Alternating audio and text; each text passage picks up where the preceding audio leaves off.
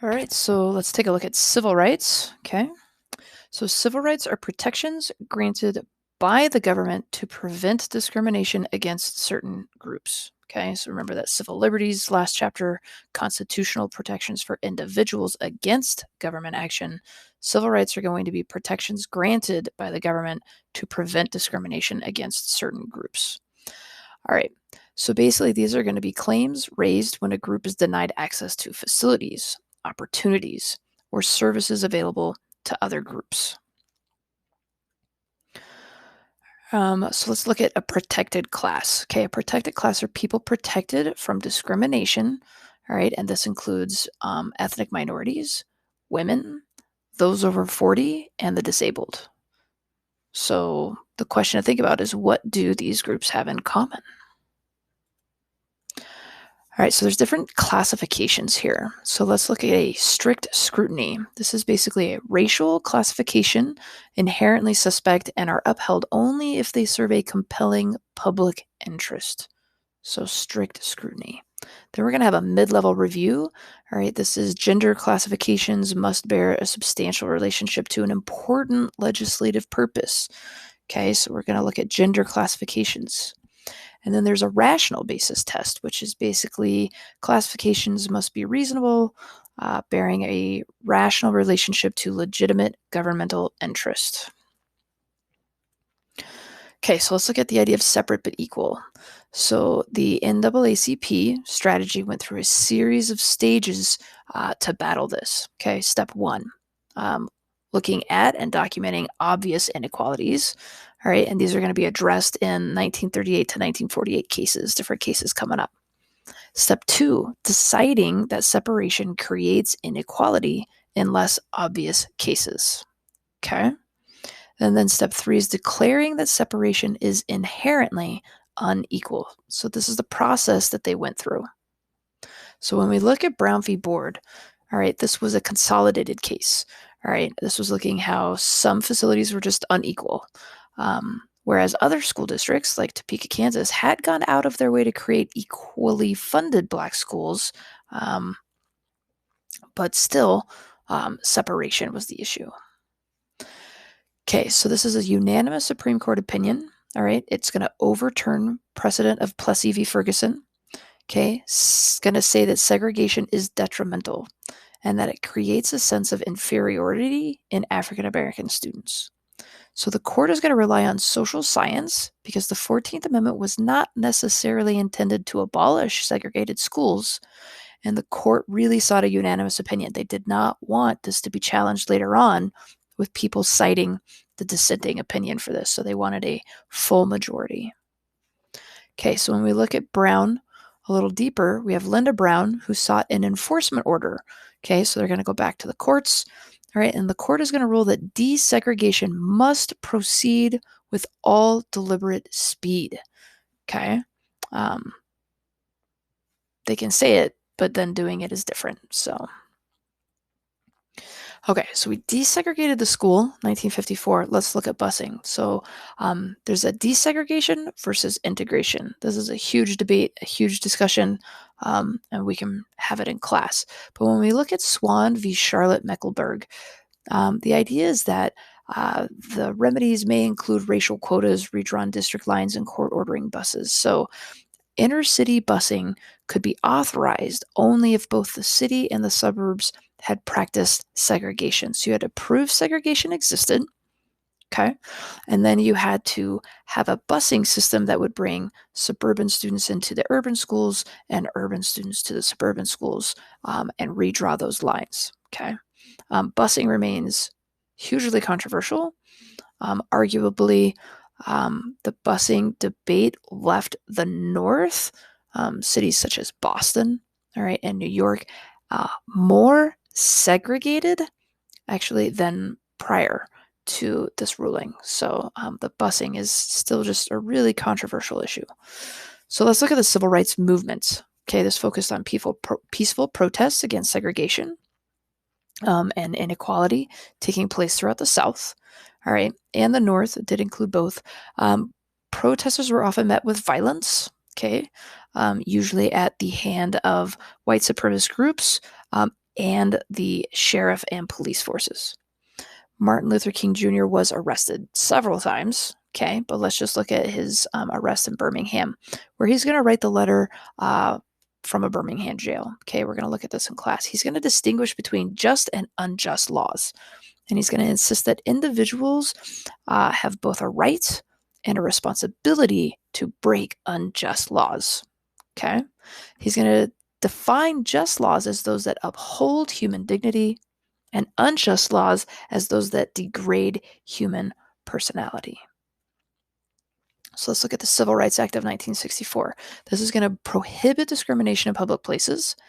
All right, this is signed under President Johnson. This is going to forbid discrimination in employment, okay, which creates the Equal Employment Opportunity Commission, the EEOC, still exists. It's going to withhold federal grants from discriminating institutions, and it's going to authorize suits by the Justice Department to go after these people. So let's look at Korematsu v. U.S., another civil rights case. Okay, this is where the Supreme Court is going to uphold that the relocation of Japanese Americans during World War II is constitutional based on the idea that it was national security interests prevailed over civil rights. Okay, so it was right for us to do this because our security outweighs their civil rights. All right, now let's jump to 1964, the Heart of Atlanta Motel. Okay, we're going to have a case where a hotel owner is going to refuse to rent rooms to African Americans. This was the norm all throughout the segregated time period in Jim Crow. Okay, he's going to claim the Civil Rights Act of 1964 infringes on his rights as a private property owner. Okay, the Supreme Court is going to uphold Congress's authority to pass the Civil Rights Act using the Commerce Clause. So remember, we've had a lot of different cases coming in under the Commerce Clause. All right, U.S. v. Lopez. Okay, and this one, the court is going to say, you know what? No, Commerce Clause is right. You cannot discriminate against African Americans in your hotel. Then we're going to have the 24th Amendment. Okay, this is going to look at poll taxes, which were used to disenfranchise African Americans, and they're going to be outlawed. Okay, so from that, we're then going to get the Voting Rights Act. So the Voting Rights Act of 1965 is going to send federal marshals to the South to protect African American registration. Okay, and then in Shelby v. Holder, all right, a lot of these provisions created by the Voting Rights Act of 1965 are going to be overturned. Okay, Justice Roberts is going to say we are a changed country. We don't have such racism, so therefore states no longer need to appeal to the federal government before changing voter laws. At which point, as soon as that ruling was done, states such as Texas implemented super strict voter ID laws. All right, let's look at affirmative action. Super divisive topic anymore. So affirmative action is a program seeking to remedy past, right, and even present discrimination. Okay, so in Bakke v. Board of Regents, the court is going to overturn a quota system for college admissions as a violation of the Equal Protection Clause. So Bakke was an older student, non-traditional. He was in his late 20s, and he said that he was being passed over for minorities being accepted into the college for medical school. And so the court is going to be like, hey, yeah, we need to look at these quota systems. We should not be using them. So voluntary affirmative action programs do still exist, okay, but race cannot be the deciding factors in admissions or hiring decisions. So we can no longer say, oh, well, we only have X number of Black students enrolled in our schools, so we really need to, in the next application stack, sort some out so that we can increase that number. Okay, you cannot do that. So gender-based discrimination. So this is a mid-level review, okay, remember. The court chooses usually a blend, kind of a little bit more reasonable, but not as much as strict scrutiny, okay. It's arbitrary differences are not allowed, and some gender-based differences, such as the all-male draft, are allowed by courts. Okay, this is a huge debate in history regarding the ERA, so all-male drafts are still allowed. They've not changed that. So let's look at the idea of sexual harassment. That's a lot of where these gender discrimination cases kind of come in.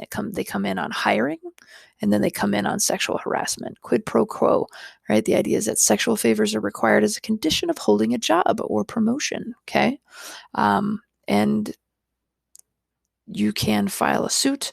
The employer, okay, the person who did it, all of these people are held strictly liable. There's also something called a hostile work environment.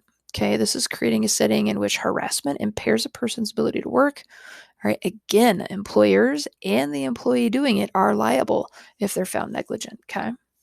All right, let's look at some other civil rights movements. So we have the LGBT community and the Constitution. One case is Romer v. Evans. All right, let's bring it back to Colorado, folks. 1996, Colorado. We voted to adopt a state constitutional amendment making it illegal to protect persons based on gay, lesbian, or bisexual orientation. The Supreme Court is going to overturn this.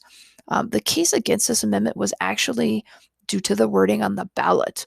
A lot of people had thought they vote to actually say no to this amendment, but by saying no on the ballot, you were actually agreeing to the amendment. So that was some of the problems. So Colorado was very careful now about the wording of anything on a ballot. All right, but the court saw this as completely against personal rights. Okay. So then we're going to have Lawrence v. Texas, 2003, where the court is going to overturn a longstanding Texas law banning sexual conduct between persons of the same sex. Okay. They're going to be looking kind of at the idea of privacy. All right. And redefining that. Then we're going to have the Americans with Disabilities Act, 1990. This is going to require employers to make reasonable accommodations for disabled employees, right? Remember, this was an unfunded mandate that came down from the government, okay?